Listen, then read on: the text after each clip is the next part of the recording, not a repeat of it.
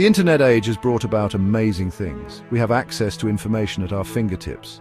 Communication with people across the globe is instantaneous, yet this digital landscape has also become a breeding ground for skepticism and cynicism.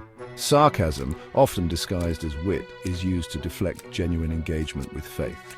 For those who believe in the message of Christianity, navigating this new terrain can feel like walking a tightrope. How do we respond to pointed barbs and mocking comments with grace and truth? How do we engage in meaningful conversations when faith is often met with eye rolls and dismissive jokes? This is a challenge faced by Christians today. We are called to share the love and hope found in Christ. But how do we do that effectively in a culture that often seems resistant, even hostile, to the very idea of faith? The answer, I believe, lies in understanding both the tactics of skepticism and the timeless wisdom found in the example of Jesus himself. Jesus was no stranger to criticism. The Gospels are filled with accounts of religious leaders and skeptics challenging his teachings, his authority, even his identity. They used sarcasm, trick questions, and outright hostility to try to discredit him. Think of the Pharisees, those self-proclaimed guardians of religious piety. They constantly tried to trap Jesus with their words. They questioned his actions, his interpretations of the law, and his associations with those considered sinners. Remember the story of the woman caught in adultery? They threw her at Jesus' feet, ready to stone her. Their words were meant to condemn both her and Jesus. Yet Jesus, with compassion and wisdom, disarmed them. He spoke truth, both to the woman and to her accusers. Then there's Pontius Pilate, the Roman governor. He stood before Jesus, the accused, with power over his life. Pilate, skeptical and cynical, questioned Jesus about his kingship. Yet Jesus, even in this moment of vulnerability, spoke with authority about truth and his kingdom, a kingdom not of this world. Through these encounters, we see a model for engaging with those who disagree with us. Jesus didn't shy away from tough questions or hostile attitudes. He listened, he responded with the wisdom, and he always pointed people back to the truth. Neuro-linguistic programming, or NLP, is often viewed as a tool for self-improvement or even manipulation. But at its core, NLP offers valuable insights into how we communicate and how we can build rapport with others. One of the key principles of NLP is pacing and leading. This technique involves first understanding and acknowledging another person's perspective before gently guiding them towards a new way of thinking. Pacing is about finding common ground. It's about listening attentively, reflecting back what we hear, and validating the other person's feelings, even if we don't agree with their conclusions.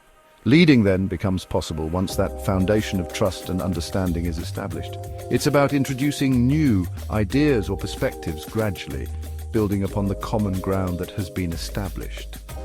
Imagine trying to help someone navigate a dark room. You wouldn't just start shouting directions from across the room. You would first reach out, walk alongside them, and help them avoid obstacles. That's the essence of pacing and leading. While NLP might seem like a modern concept, the principles it embodies are timeless. In fact, we see these very principles at work in the way Jesus interacted with those around him. Jesus was a master of pacing and leading. He met people where they were, both physically and spiritually. He listened to their concerns, acknowledged their pain, and validated their experiences. He didn't condemn the woman at the well for her past. He offered her living water. He didn't berate the tax collector Zacchaeus for his dishonesty. He invited himself to dinner and offered him forgiveness. Once that connection was made, Jesus would then gently guide them towards truth. He used parables to make spiritual truths relatable. He asked thought-provoking questions that challenged their assumptions. He appealed to their own experiences and understanding. Take, for instance, his conversation with Nicodemus, a Pharisee who came to Jesus at night. Jesus didn't launch into a theological treatise. Instead, he started with the simple truth that Nicodemus needed to be born again, a concept that resonated with Nicodemus's own experience of religious ritual.